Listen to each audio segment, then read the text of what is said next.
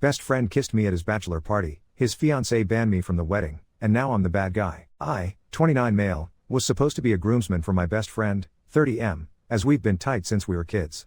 This weekend, he's marrying his fiancée, 28F, who I've known since they were dating long distance in high school. At his bachelor party last weekend, we started off at my place and transitioned to bar hopping, and by the end, my BSF was drunk and the guys, all our mutual friends, and some of his cousins, were egging him on to do a last kiss before marriage dare. For extra info, I'm not a fan of that custom at bachelors or bachelorettes BC. It honestly makes it look like you're being held hostage to marry the love of your life, plus it's just disrespectful to your partner, but that's just an opinion I have and to each their own. But I knew my BSF shared it too. Still, I figured if had be, my BSF wouldn't do it. BC, I know he loves his fiancée very much. To my literal shock and horror, he turned around, grabbed and kissed me. Not even a dumb peck, like he actually dipped me and held it for a few seconds until everyone was laughing obnoxiously. I didn't kiss back, I just froze and laughed it off when it finished. Later, I realized I wasn't having much fun anymore and bailed early, taking some of our drunker friends home with me. The next day, his fiancée first texted me on Insta, then on WhatsApp asking to talk, and then called me. She wasn't yelling or anything, but was just kind of awkward. She said she knew about the kiss, and that while she didn't love it, she was glad it was me and not some random girl. She said if he'd kissed another woman, she'd have taken it as cheating and dealt with it worse. I agreed and backed her point, saying I wouldn't have encouraged or allow that. But at the same time, she admitted she didn't feel comfortable with me being at the wedding now either, because it would just be in the back of her head. I was admittedly stunned at first, and then mad, then upset, but came to the conclusion that it was her wedding at the end of the day, and told her I got it and wouldn't go. She thanked me for understanding, but also asked me not to tell my BSF that she was the one who asked. I have already sent the text backing out, giving reasons regarding work, and my BSF was very upset and asked me if I could back out in any way. I freelance, by the way, and he knows this, so my lie wasn't a good one, and he went from upset to straight up mad at me for bailing out on his wedding day for work. All our mutuals have texted me in our shared wedding GC and have asked me to reconsider and told me, Therese, no way I'm skipping his wedding for work. I myself manage, some being harsher and some passive aggressive, all very valid. Now I'm stuck looking like the asshole when I was literally asked not to go, and also asked not to say that I was asked not to go. Everyone around me thinks I'm this asshole for prioritizing work over my BSF's wedding, and I honestly don't know how to navigate this without losing people. Update 1. I ended up sending him a long text explaining the actual reasons why, starting from the kiss last weekend to his fiancée asking me not to come because it, also very loosely mentioning that she didn't want me to tell him about it. After reading many comments, I did feel like a wuss for complying in the first place, but I still felt guilty at even telling him that and even just breaking her trust. He didn't text back for ages, but called me almost immediately when he saw it. Wasn't yelling or anything, but I could hear that he was really emotional. First he apologized like 10 times for the kiss. He said he thought it would just be a dumb laugh for the guys, and didn't realize how much it crossed a line for both me and his fiancée. He also said he never wanted me to feel uncomfortable, and admitted he'd been drinking way too much that night. I told him I completely understood and forgave him for that, at least on my end. Then when I told him about his fiancée's request, there was a long silence. And slightly off topic here, but I was eating pistachios and the sharp bit of the shell cut my lip a bit, and it was so hard to keep quiet, but I had my super serious convo cap on. So anyways, he just kept repeating like she didn't tell me that. She didn't tell me that, I swear she didn't tell me that, and said he wished she'd talk to him directly instead of going around him, and that he hated how everything looked. Also said he had been the one to give her my number, as I had hers but never texted her, but thought it was for some surprise plan/present she was planning on surprising him with. After we talked, his fiancée texted me apologizing for putting me in that position, but she still stood by that she personally didn't want me there. She said she didn't want to be thinking about that on her wedding day, and while she wasn't mad at me, she just needed the peace of mind. To cut a long convo short, I'm going. My best friend told me he wanted me there, but also said he understood if I didn't want to push it with his fiancée, but repeatedly said he wanted me there more than anything. I told him I loved him and supported him and I'd go, and that I was sorry for ever considering not going. He cried, I cried, like fucking babies, but ended well enough. Our mutual friends/groomsmen, I'm guessing, are still kind of salty with me because they don't know the real story, and I'm not about to spread it around as it's not my relationship and not my drama to share. My best friend did tell me he'll clear the air as soon as possible prior to the wedding, but until then I'm just gonna take the L on looking like a flaky back hole. Update 2. First off, I found out through a bridesmaid messaging me on Instagram why my BSF's fiancée reacted the way she did. As it turns out, it wasn't just about the bachelor party kiss, it was about him in general, which I had guessed enough thanks to some comments. For context, ever since I've known Andrew, my BSF, he's had a history of being impulsive when drunk. I know this is fairly common and I had the same issue in high school, but I learned to just drink less and eventually leveled out, but Andrew didn't. Over the years he's done a bunch of crazy shit, most of which I'd forgotten or never even knew. The bridesmaid listed examples his fiancée had mentioned, like when he streaked through campus at midnight on a dare no one pushed him into, Or when he kissed mutual friends, including me once, during drinking games in high school and many other things etc. Nothing that counted as cheating, but enough of a pattern that he's got a reputation for taking jokes and dares too literally. His fiancée, of course, knew about a lot of this, and it had been a sore point in their relationship early on. So when the kiss with me happened at the bachelor party, she didn't see it as a one-off joke, rather she saw it as proof his old habits weren't gone and she panicked. In her mind, if he could do that in front of everyone, then what else might happen? And because it was me this time, that ever-constant part of his life, I became part of the problem. Apparently Andrew made things bad from the get-go when he got back from the party, as he walked into their hotel room with her and her mom there and blurted out the story very obnoxiously. That pissed her off and made her mom, who's apparently pretty conservative, really uncomfortable. According to the bridesmaid, her mom has clashed with Andrew before, and this was the last thing she wanted to see before her daughter's wedding. That same night, the fiancée and her mom talked, and her mom was the one who pushed the idea that I should quietly back out. She basically told her it would be a bad look to have me standing up there as part of the wedding party, which did explain why I got that message the next morning. In the end, I did go to the pre-party and the wedding. Both went fast but well and very beautifully. The part that really did unexpectedly hurt me was after, regarding the honeymoon. Many months before, I had suggested this one destination I had gone to on Baca when I was way younger, and back then they'd both been excited and even asked me for hotel, restaurant recs in preparation. After the wedding, I had asked Andrew when they were leaving, and he kind of hesitated before saying they'd changed plans to somewhere completely different. I was very surprised tbh, but we just laughed about it and closed it up with me saying oh well and wishing them a great time. With more thought given, I realized that it's another way of cutting out my influence / icing me out, and it was the point that the reality of it was coming down on me. Now that it's been a few days and I've driven back home, I have just conceded. While I'm glad I went, I'm not very hopeful for our friendship being the same. I love Andrew dearly, and I really do love his wife too, and I understand why things turned out this way, but I just wish I hadn't fucking been the one involved. Drama is very fucking fun to dive into when it isn't you, and that is fucking fact. Lamau. I do want to be clear though that the blame is on Andrew. While I don't think I deserve to be put in this position, I also believe they, his wife and her mom, tried their best to treat me fairly, even when it was hard for them. I do also forgive them, and I hope to move forward even if the friendship I had with him for 20 years won't probably ever look the same again. Update 3. I honestly thought I was done sharing because I drove home, unpacked my stupid overnight bag that still smelled like hotel soap, cried to a playlist that had no business being as dramatic as it was, and told myself okay dude, that's that. Then my phone started doing that buzzing thing where the notification sound half glitches because too many are coming in at once. I was at the grocery store buying toothpaste and those mini cucumbers that always look cuter than they taste, and a bridesmaid, same one from before, sent me a screen recording of a private story that one of Andrew's cousins posted. The caption was "Last Hurrah" with a saxophone meme sound, and it was literally the dip kiss from the bachelor party. You can see me in my own kitchen with my ugly gray hoodie on, mouth half open and eyes like I just saw the ghost of my taxes. They had put a stupid neon heart gif on it like it was a rom-com. It had already been up for hours by the time I saw it, and comments had the crying laughing emojis and a couple of bro. And the cousin, genius that he is, had tagged half the groomsmen. I swear I felt my stomach drop into my ankles. I texted the bridesmaid and asked if she could get it taken down, and she said she already had, but by then it had been screen recorded a billion times, and the part that made everything go from awkward to oh hell was a separate text, from a number I didn't have, that just said my daughter is a married woman. It was her mom. No hi, no signature, just that like a proverb. I call Andrew because I don't know what else to do, and he answers on the second ring, and it's windy as hell wherever he is, like you can hear gulls, and he's breathing fast. He says they're cutting the honeymoon short. They were supposed to be on an island, not telling you which one, but it has one of those fake lagoons with overpriced cocktails, and they had a fight in the hotel bar because his wife saw the video through her cousin, who saw it through another cousin, who saw it on the cousin's private story. Family trees are wild and unhelpful BTW, and she didn't even get mad in the way you might think, she got embarrassed.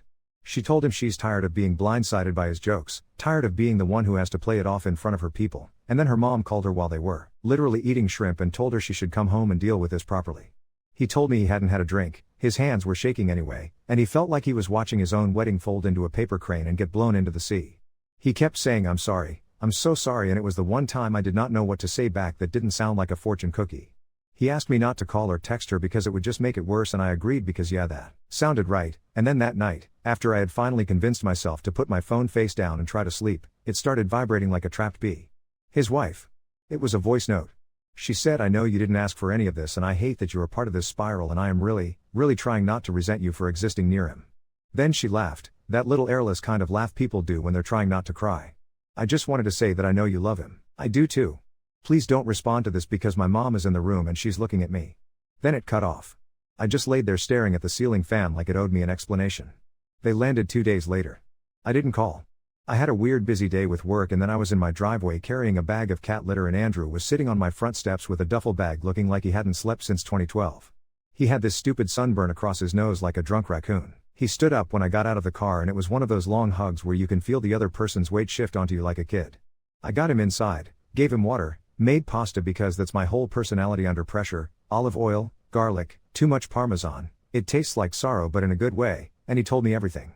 I'm not going to put every detail because some of it is hers and not mine and I want to be respectful of that. But big picture, they fought on and off the entire flight, fell asleep holding hands like exhausted teammates in a marathon, and woke up to her mom waiting at arrivals like a bouncer.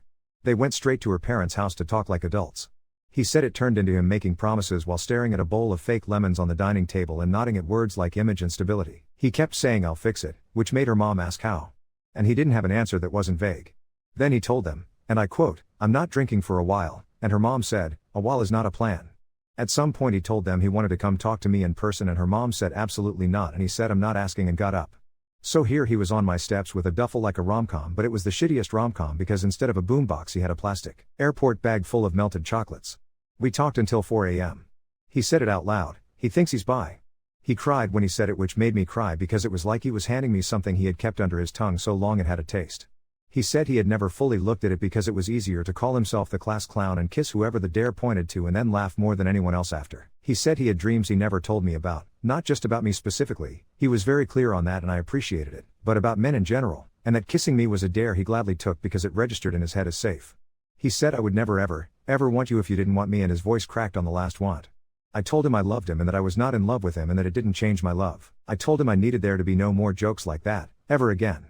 I told him if he decided to do the work of not drinking and of telling the truth about himself, I was here, but I was not going to set myself on fire to give them a cozy vibe. He nodded like he was trying to memorize my face and then went to sleep on my couch with my cat sleeping on his suitcase like a little TSA agent. The morning after, his wife texted and asked if she could come by and pick him up so they could go to a counseling intake appointment together. She said if you're comfortable with that, which I appreciated more than I can say because the night before her mom had left me 3 voicemails that were basically variations of stay away from our family and you will not ruin my daughter's life, and somewhere in the middle she used my full name like a curse. I didn't respond to any of those because all I could picture was myself accidentally sending her a voice note of me sneezing. His wife showed up with iced coffees she didn't know how I take and a bag of pastries like some peace offering from a fairy tale. We talked in my kitchen. She apologized again for the way she cut me out before and for involving me in the mom choreography. She was also honest in this way that was both knife and bomb. She said I asked him to make us a team and the first thing he did when he messed up was make you his team, and I had to sit with that because it's true. I told her the thing I said before, I will not be the pressure valve in your marriage. I asked her what she actually wanted that didn't involve me disappearing off a cliff somewhere and she said she wanted not to feel like she was fighting a ghost version of their life plan we made in middle school. She asked me if I would agree to a very clear boundary while they work their stuff, no one-on-one hangs for a while, no alcohol around each other when we inevitably do see each other in group settings, and she asked, and this was a hard one, if I would be willing to go to one counseling session with them so that whatever boundary we create has someone neutral to hold it. I said yes to all of that. I didn't love it but it felt like the adult choice. Andrew came out of the shower with my towel wrapped around his waist like a Roman emperor and the timing was hilariously on brand and we all laughed for the first time in 48 hours, like actual laughter that didn't sound like hyperventilating. Counseling was a lot. The therapist was this calm older lady who had the exact voice of a meditation app and also an aura of steel like she'd seen everyone's worst day twice. She had us say out loud what our roles are. She said you cannot keep secrets for each other anymore, which hit me like a punch because I had been doing that since we were 15 with everything from who took the last Pop-Tart to who crashed a bike into Mrs. Leary's mailbox. Andrew said out loud that he isn't drinking for 90 days minimum and by not drinking he meant not even a champagne toast, not even a just one. He said out loud that he's calling a therapist for himself. He said out loud that he's going to tell his parents he's bi because he doesn't want his wife to feel like she is being used as a straight cover and he doesn't want me to be his secret security blanket. His wife squeezed his knee while he said it and then looked at me and said she doesn't need me to feel bad to feel better. The therapist looked at me and asked what I needed and I realized I hadn't thought about that at all. I said I needed not to be blamed for things I didn't do and I needed my friendship with him to be allowed to exist in daylight or not at all. I said I needed the cousin to stop posting my kitchen on the internet. The therapist actually smiled at that. We walked out of that session to another tiny grenade, her mom waiting in the parking lot, leaning on the hood of her car like every mom in every movie. She asked to speak to me alone and I said we could all talk together or not at all. She did not love that. Andrew, to his credit, didn't love that either and said mom, which she did not love either because he has never called her that and she flinched like he threw water. She told him he was being dramatic. He told her this wasn't a drama class and that she needed to stop treating me like a rash. In any other universe I would have laughed at that phrasing, but we were all one wrong sentence away from a new war. His wife took her mom's hand and told her to stop. It was like watching someone install a boundary in real time, like a fence you can actually see being hammered into the ground. The cousin mess also got dealt with in the messiest way possible, which is via a chain of 10 different group chats. He eventually texted me, from an unknown number that started with 917, so God knows which city he's in, and said my bad man didn't think it was that deep. I typed and erased like 4 whole novels. Then I just said please take it down and please don't post me again. He sent a thumbs up like we just closed on a house. He also texted the groomsmen GC some half apology that included the words no homo, which made everyone in there go silent like an elevator. One of our other friends finally told him to cut it out and also told him to send a written apology to Andrew's wife because she was the one getting sideswiped by his content. He did, surprisingly, and it wasn't good, but it was something. She didn't respond. That is her right. The day after counseling, Andrew sent me a photo of his hand holding a little silver coin with 24 on it. He said he went to a meeting, he sat in the back, he didn't talk. He said he's going to go again. He said it felt weirdly good to be somewhere he didn't have to be the funny guy. I was in the cereal aisle when I saw it and a toddler bumped into me and I made that embarrassing noise where your voice goes down an octave and I looked insane. I ended up buying the wrong cereal and my cat refuses to eat the little freeze-dried strawberry pieces, so she picks them out and leaves them on my desk like offerings. There was one more thing I didn't see coming. Andrew told his parents. They were kind in a way that I did not expect, and I will say that out loud because it mattered. His dad, who is the most practical man alive and has a back that looks like it was sculpted by a lifetime of moving sofas, said, "Okay. You love your wife. You're not drinking. You love your best friend. We can handle all of those truths if you do." His mom cried and hugged him and then cried more because she realized she should probably not call his wife for a week and someone was finally telling a mom no. He asked me to be there when he told them and I said no, not because I didn't want to but because I meant what I said in therapy, I can't be his prop anymore. He went without me and it was better that way. His wife and I have texted a couple times since. Nothing long, nothing weird. She sent me a photo of a blue bowl they bought on the trip before it imploded and said I liked it because it looks like the ocean without making me want to throw up. I told her it looked like the exact bowl you'd put keys in and never actually put keys in. She sent a laughing emoji and then a heart and that was it. It felt normal. A little. We also did one normal group thing, Taco Tuesday at a friend's house. It was painfully normal. Someone charred the tortillas. We all avoided the tequila like it was radioactive. Andrew sat on the other end of the couch from me on purpose and kept his hands in his lap and made fun of someone's fantasy football picks, like nobody present had ever sobbed in anyone else's kitchen. His wife looked tired but soft around the eyes. On my way out, she hugged me and said, "Thanks for coming," and it was not loaded with any secret meaning. I got in my car and before I could even put the key in the ignition, I did one of those big exhale noises like a whale. I am not delusional. I know the shape of my friendship is different now. I know that for a while, and maybe forever, it will have deliberate edges where it used to be a big messy cloud. I know there will be a million little temptations to go back to the old ways, like the urge to text him a photo when I see a guy who looks exactly like our middle school vice principal picking strawberries in public. We really saw that? Or to send him a meme at 2 a.m. when I can't sleep. I didn't, I sent it at 10 a.m. like a civilized adult. I also know that he is doing something hard and he's actually doing it, not just apologizing in a circle. I know his wife is doing something hard too, which is sitting with the discomfort of not controlling every variable and also asking for what she needs without setting everything on fire. There's a part of me that wanted a clean answer. Either we never speak again and I become that mysterious friend from old photos, or we snap back to what we were and pretend the dip never happened. Neither of those is true. The truth is so much more boring and so much more beautiful than my brain has room for sometimes. It looks like boundaries and breathing and showing up and leaving when you said you would. It looks like not taking the dare and not laughing louder than you feel. It looks like being a best friend in a way my 15-year-old self would not recognize but would eventually be proud of if I explained it to him slowly, preferably over Taco Bell. Oh, and because my life is a sitcom, I did end up with a tiny split on my lip again because I bought pistachios while anxious texting. I know, and the stupid sharp bit got me in the exact same spot as last time. The therapist would probably tell me to consider the pattern in that too. I'm considering it. I'm also buying cashews next time. I don't know if there will be another update because I hope there doesn't need to be, but if there is, I hope it's boring as hell. I hope it's like Andrew made it to 90 days and his wife sent me a photo of a dumb bowl and the cousin learned what close friends means on Instagram. For now, we're all just quietly trying to be less dumb than we were last week, and that's not nothing. Update 4. I was sautéing zucchini like it had offended me personally when my phone lit up at 6:11 a.m. with "Are you awake?" and the typing dots doing that tiny menacing dance. It was his wife. Open meeting at 7. He wants you there. I know it's early. If you can't, no problem. I was already halfway into the wrong hoodie, you know, the one that has sauce stains you promise are paint, when I texted back yes. I brushed my teeth in the car like a raccoon with a product sponsorship and made it to a church basement that smelled like old coffee and floor wax and the ghosts of spaghetti dinners. The kind of room where you're either about to get saved or join a community theater production of Guys and Dolls. Andrew was in the back with a cup that had definitely never seen a dishwasher and both hands around it like it was a campfire. He looked like a kid about to go on stage at the winter concert and also like a man who slept. His wife was there too with a sweater draped over her shoulders in that fake summer way. They had a table at the front with chips on it. I learned chips are like tokens but they're literally chips and my brain struggled with the Dorito association, and when they called, "Anyone celebrating 30 days?" He stood up and I swear my knees went warm. It wasn't dramatic. He didn't do a monologue. He just walked up, took the little round plastic and said, "I'm Andrew, alcoholic," like it weighed both nothing and everything. A guy in a neon running shirt hugged him in that man-pat way. His wife's eyes did that glassy thing. I clapped too loud. After, we had bad donuts in the parking lot and they were the best donuts I've ever eaten. His wife handed me one with pink frosting and sprinkles and said for morale, and we all stood there in the early morning like people who had chosen to be awake, which was new. Andrew said, "Do you remember when we were 15 and we used to skateboard in the lot behind the CVS?" And I said yes, and he said, "I learned how to stop without bailing today, and I didn't know you could be proud and heartbroken at the exact same time at 7:49 a.m., but apparently that's a thing." So, 2 days later, I'm at my desk trying to make a logo look less like a sad sandwich and my phone goes off with one of those calendar notifications I forgot I'd set in a past life, his 30-day coin emoji I'd added after we left the basement. Right under it, there's a text from an unknown number that starts with, "Hey man, I think we work together? Are you Andrew's friend?"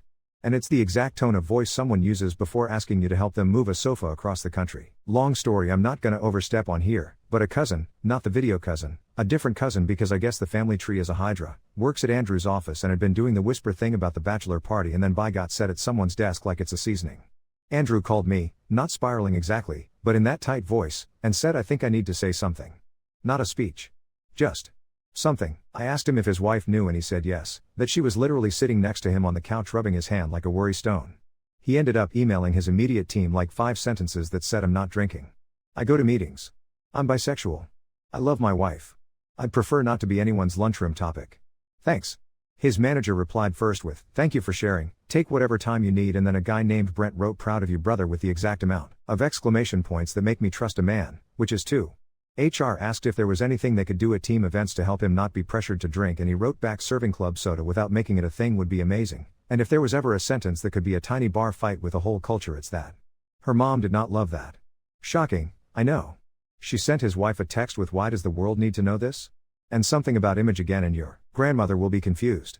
His wife, who I am low-key scared of and in awe of, sent back, "Grandma already survived the Great Depression and 3 popes, I think she will manage, and also, this isn't about you," and then put her phone on Do Not Disturb like she was placing a glass over a wasp. I keep wanting to send that woman a trophy and also a very big nap. The letter thing the therapist suggested happened in the middle of all that. She had said write to each other like it's the last day of school and you're signing yearbooks, except say the thing you won't write in a yearbook, which is insane but it worked. He left a letter in my mailbox on hotel stationery from their ruined honeymoon, which was a detail that knocked me over in a weird way, like the paper smelled faintly like sunscreen and loss, and it wasn't long, but it had sharp corners. He wrote about the first night he slept over at my house in 8th grade and we watched the meteor shower wrapped in a damp blanket, and he told me he wished he was anywhere instead of his own house. He wrote he has always loved me with the part of his brain that learned how to breathe underwater, which is a wild sentence for a person who fell asleep standing up at my 13th birthday. He wrote the kiss was not about wanting a different life with me, it was about wanting any life where he told the truth to someone first.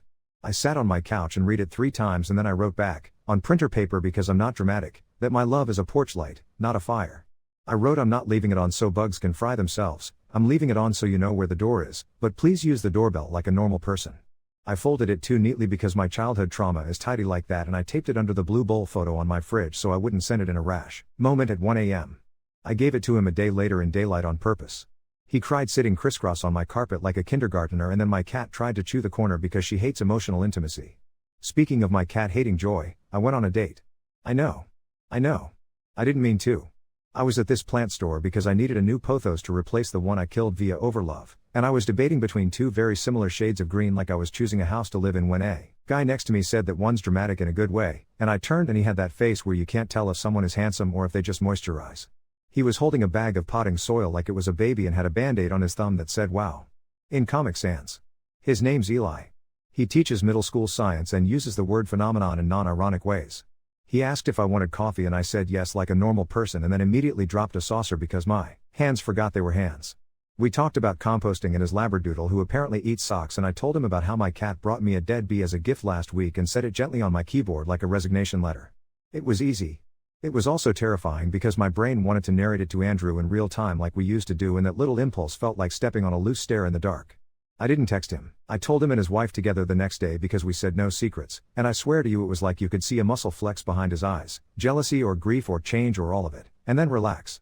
He said I'm happy for you in a voice that didn't need to be translated.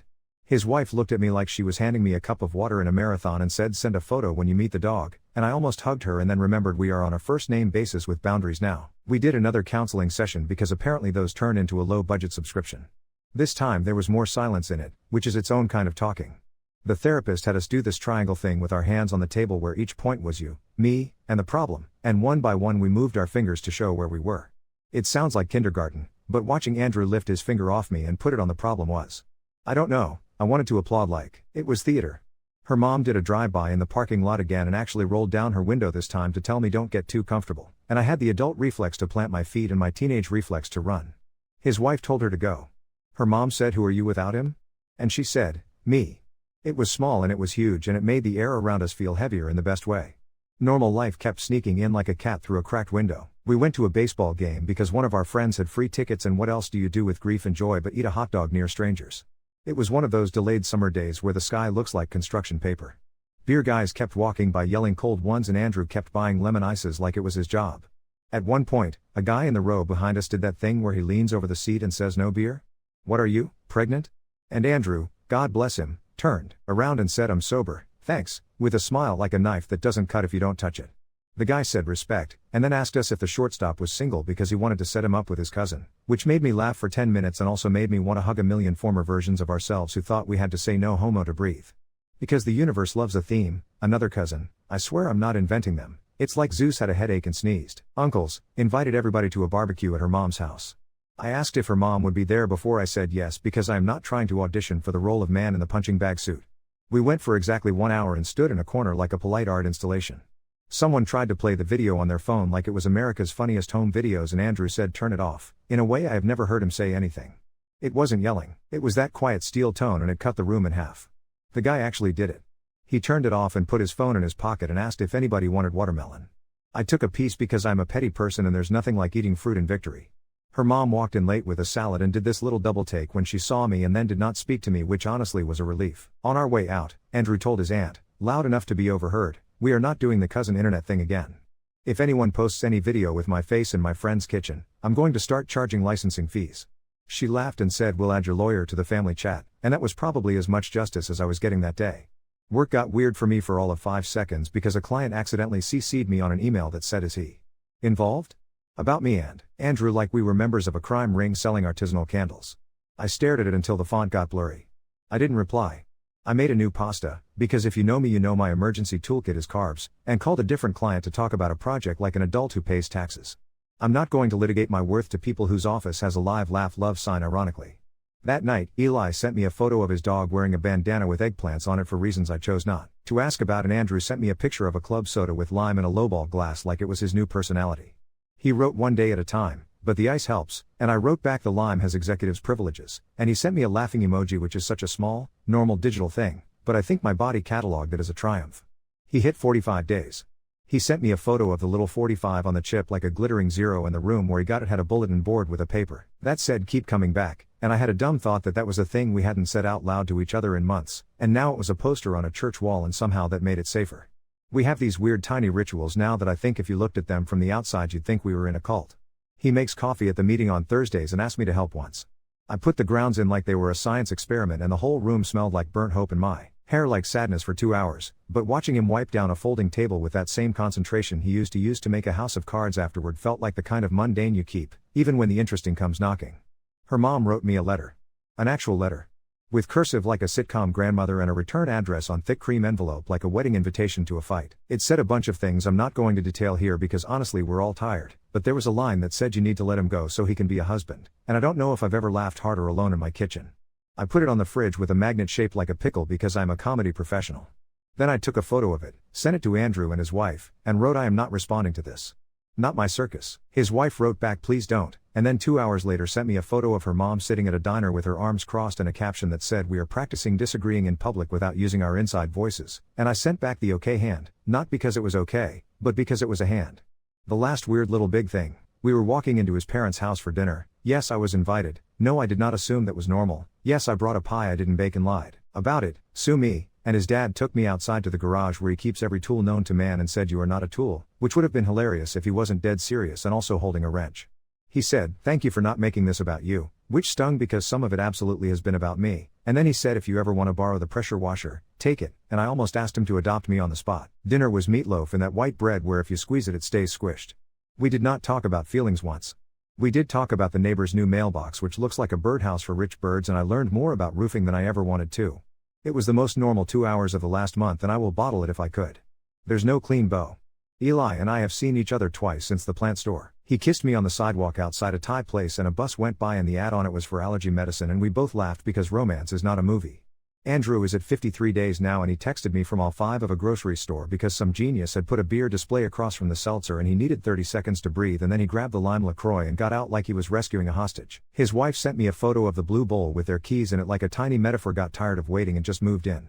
The cousin hasn't posted me since and I plan to keep my kitchen off the internet for the rest of my natural life. Her mom left me a voicemail where the only thing she said was my first and last name like it was the answer to a riddle and then hung up. I didn't call back. I went to the store and bought cashews and a bag split weirdly and a piece of the plastic snapped and nicked my knuckle, not my lip this time, which feels like progress if you're deranged enough to measure progress in snack-related injuries.